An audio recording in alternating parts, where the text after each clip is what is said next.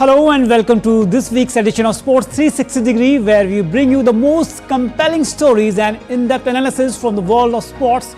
In today's show, we will kick off with a comprehensive breakdown of the Team India's prospects in the ICC Men's T20 World Cup. Rafael Nadal exit from the French Open. In football, we will bring you the latest updates and the intriguing stories from Euro 2024 football tournament. We will also provide you the latest updates from the Paris Olympics, covering the key development. But first up, the cover story you're tracking this week.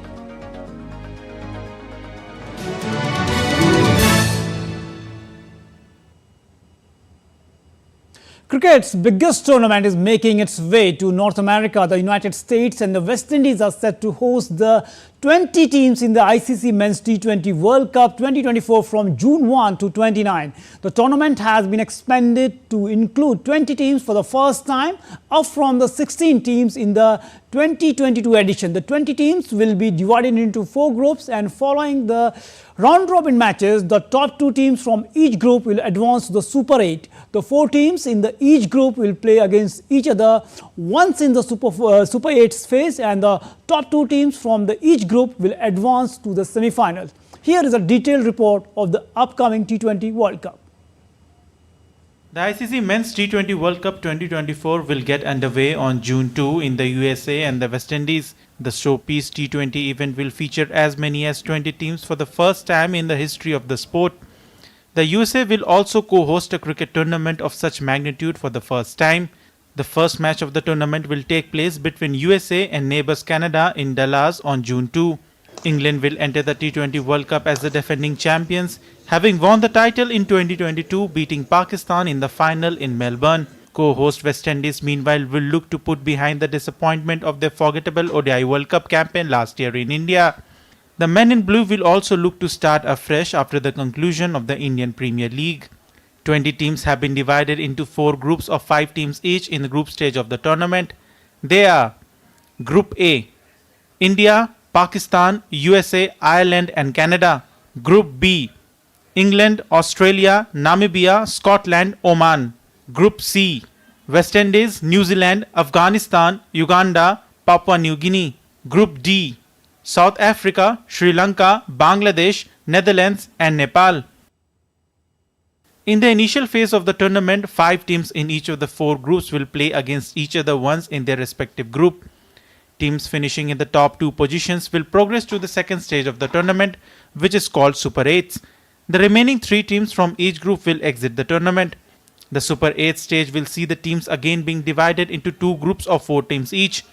Each team will play the other ones in its respective group. Top 2 teams from each group at the end of Super 8 stage will reach the semi-finals, from where the 2 winners will qualify for the final. Team India will start their campaign against Ireland on June 5 in New York. They will then take on arch rivals Pakistan on June 9 at the same venue. They play United States on June 12 and Canada on June 15 in Florida. If any match ends in tie, then the result will be decided by a super over. If the super over also results in a tie, it will continue to follow super overs until a winner can be decided. Only the first semi-final has a reserve day in addition to 16 minutes of extra time to finish the match on June 26 itself. If not, the game moves to June 27. There will be 250 additional minutes available to finish the second semi-final on the scheduled day itself. For the final on June 29, there is a reserve day in place on June 30. Sports Desk, DD India. As the excitement builds for the ICC Men's T20 World Cup 2024, we are thrilled to have special guests with us to provide expert analysis on the Team India's chances in the tournament. Joining us is former cricketer and cricket commentator Ajay Mehra, who will delve into the India's strengths, weakness and opportunities and major concerns as they gear up for the 9th edition of the T20 World Cup. Ajay, very warm welcome to the show. First, let's talk about the opening strategy. Given the importance of the maximizing deliveries for the top batsmen, do you think opening with Rohit Sharma and Virat Kohli is a better strategy compared to the pairing Rohit with a left-hander like Yashasvi Jaiswal? You know, many a times, Narayan, you have a left and right opening combination, and, you know, you have someone like Jaiswal because, you know, he goes hammer and tongs, he can get those quick runs for your side. But somehow, just seeing the playing 11, the combination that India can build here, I feel that Rohit and Virat will be opening because, they are tried and tested. We saw, Virat opening up for in the franchisee as well in the IPL. Rohit Sharma, he's their class act. So I think, that's a combination they'll be going with.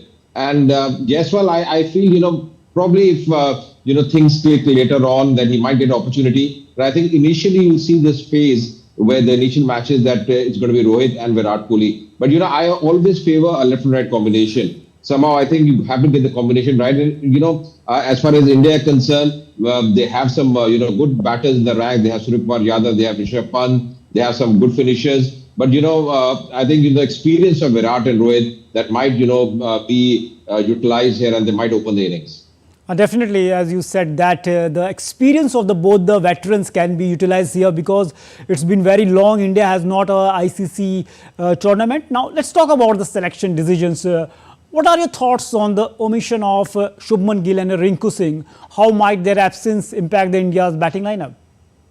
Narayan, Shubman Gill, I thought, was going to be difficult for him because if Jaiswal is doing so well, you can't really have so many openers on the side. It's difficult to fit him in. Although, he's again a class act. But, I feel for someone like Rinku Singh because just the kind of player that he is, just the kind of finisher that he is, what he's done for, in the domestic cricket at international level, the opportunity that he's got, he's really cashed on those opportunities. So I just, I felt really bad that he couldn't really fit in into this squad for this World Cup because he deserved a place. But then on the other hand, you have someone like Shivam Dube who's done pretty well.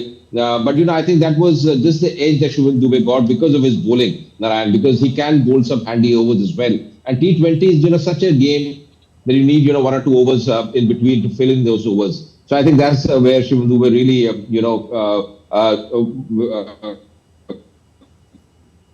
had the opportunity to make a place name for himself in the squad. But I just felt for Rinku Singh because he's a class actor and he should have been there. Just the kind of performances that he's made recently.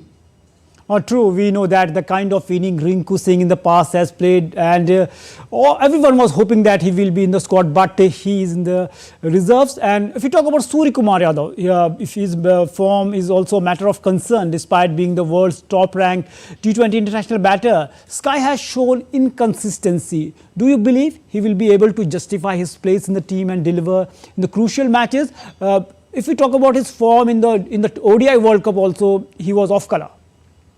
Yeah, you're right, absolutely. Because when you're playing at the international level, Narayan, you've got to be consistent.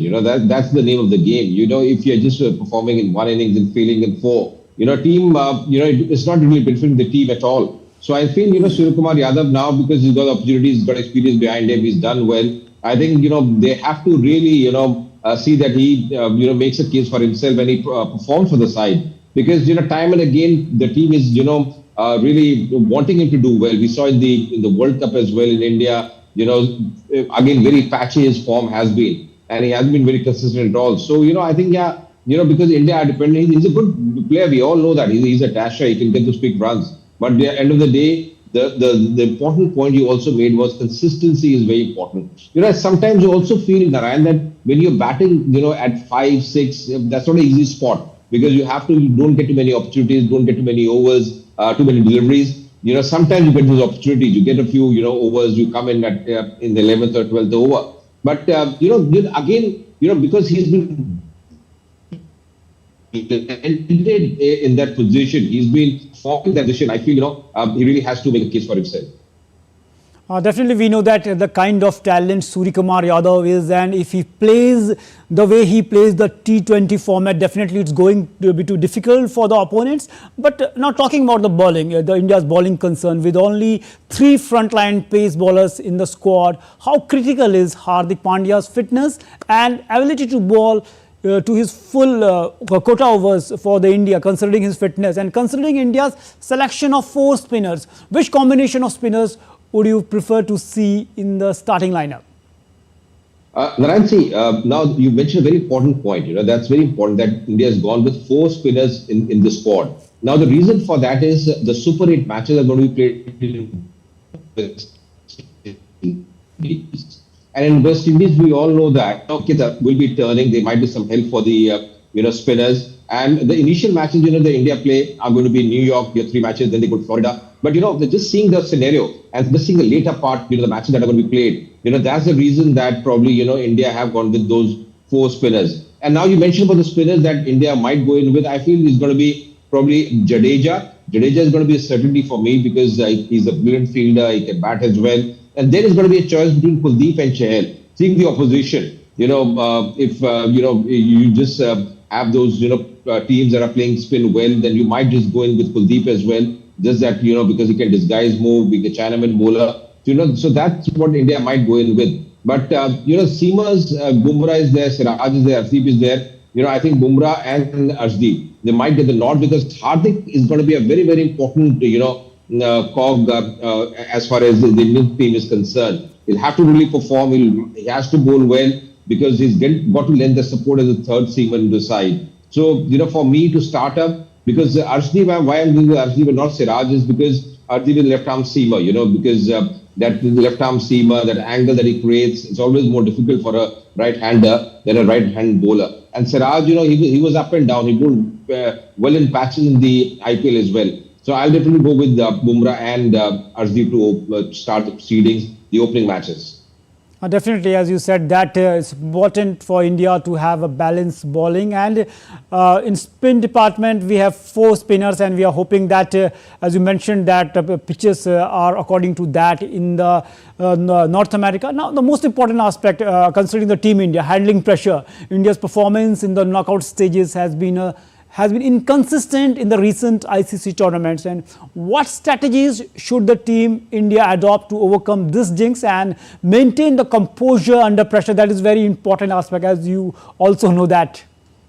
Yeah, Narayan, absolutely. See, it's a fact that India haven't really done that well. Of course, in the recent World Cup, in the 50-over World Cup, I thought they were playing so well. They were playing brilliantly. But that one day, where they lost to Australia, that wasn't their day. They have done well. Even a Test Championship, we reached the final, but we couldn't really win it. So you have been, getting there. But somehow, in a T20 World Cup, it's very important to play with that freedom. Once you take that pressure and you're not playing your best cricket, it's going to be tough for the side because we have those top class players. We have got experience in the side. You never know how many players are now from this squad going to play the next T20 World Cup because a lot of players might just not be playing the next T20 World Cup. So I think the senior players, they have to do the job. They have to play with that freedom. T20 is all about innovation, improvising, and even in the bowling and in the batting as well. So I think that is exactly what the Indian team has to do now. They have to play with that freedom because once you take that pressure of winning anything, it's going to be difficult. So you've got to go step by step. You've got to really get there. And then see how it goes about. But even in the earlier few matches are going to be really important for India. You start your campaign on the June 5th, then that's going to be important because Ireland, you can't take them lightly at all. So I think every match is going to be very important. The most important thing, Narayan, for me is to get a combination right. What kind of combination you are going in with? Because once you get a combination wrong, it's going to be difficult for the side. So you have to have players in form. You have to know which player is batting where. Who's going to be the finisher for the side? Is going to be Hardik, is going to be Shivam Dube. So you've got to get your combination right. That's going to be really important, imperative for the Indian side.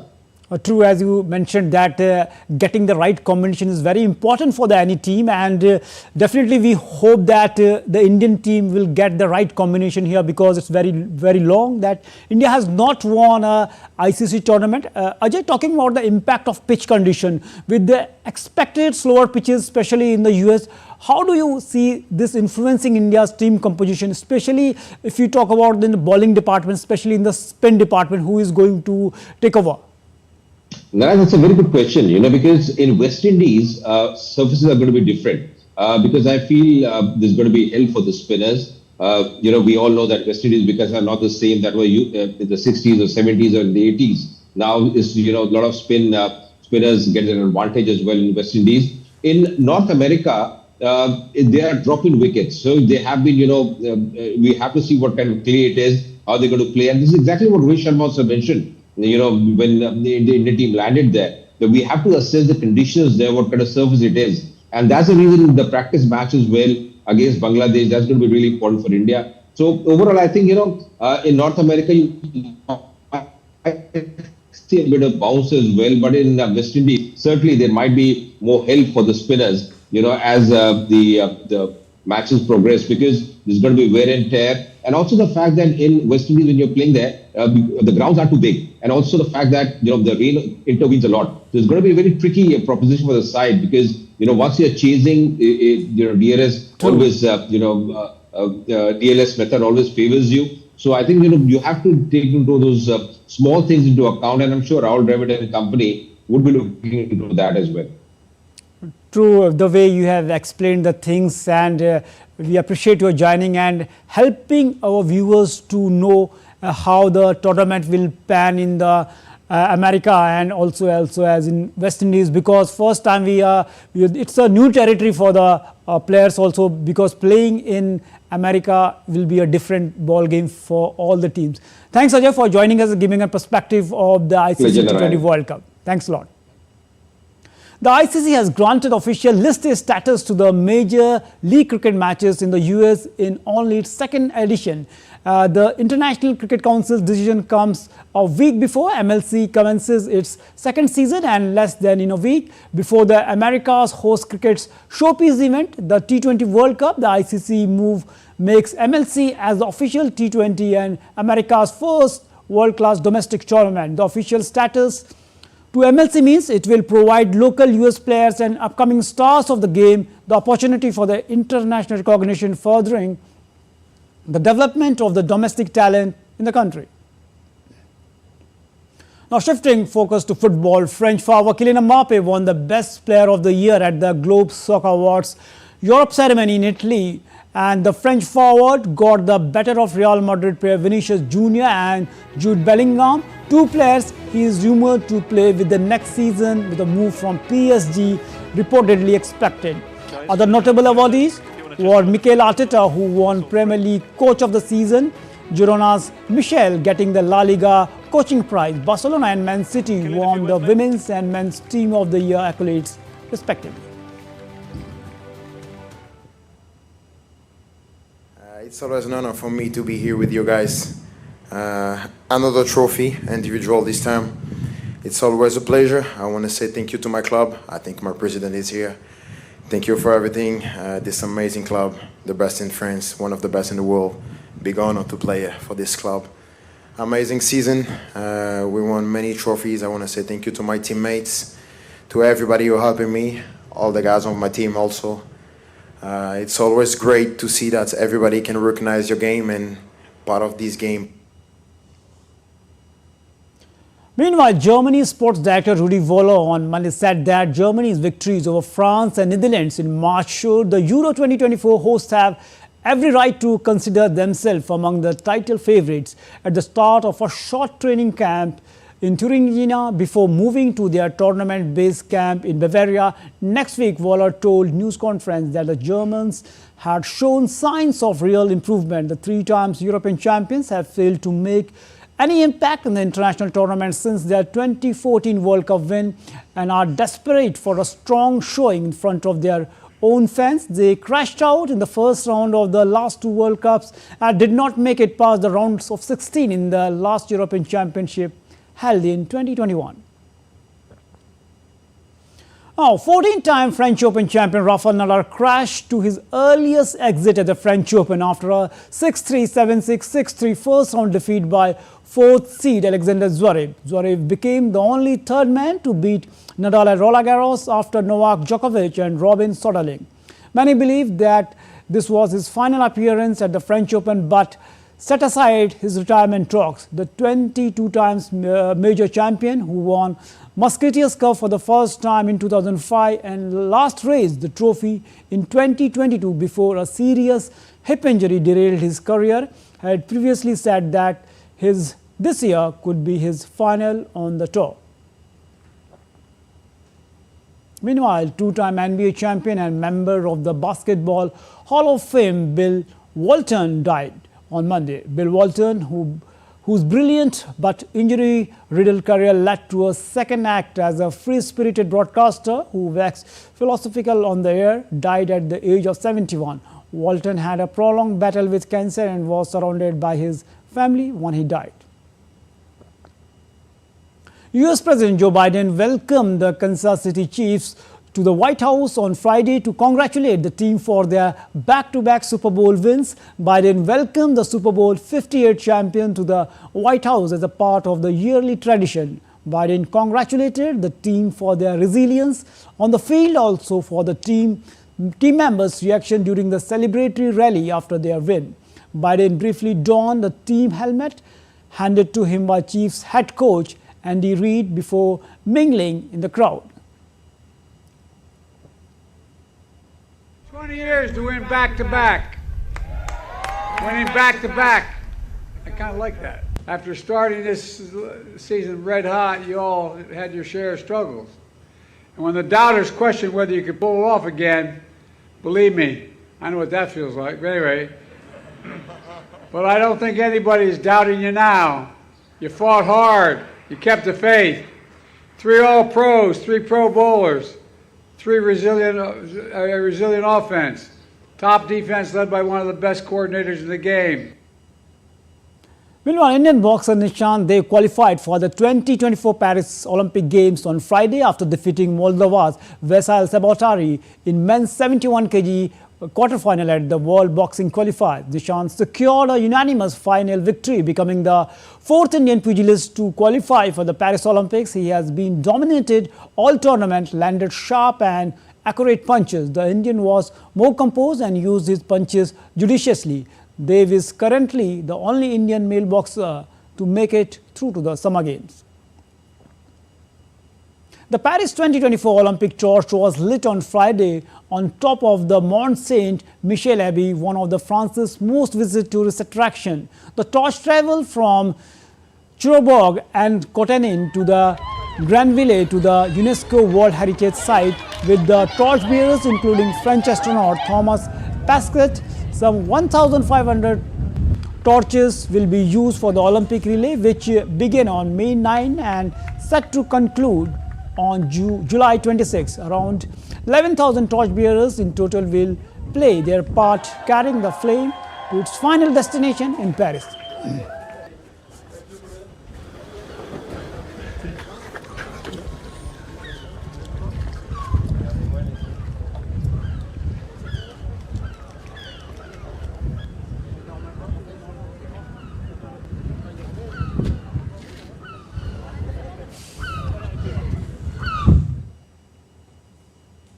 Blue and pink lights illuminated the stage of Paris Champs Dimanche Puppet Theatre ahead of the Olympic Games. The Puppet Theatre perhaps performed its final show before it closes for the Olympics. Close to the Eiffel Tower, the theatre offers a classical display of fairy tales such as Cinderella and Sleeping Beauty, as well as the new creation with a troupe of 400 puppets.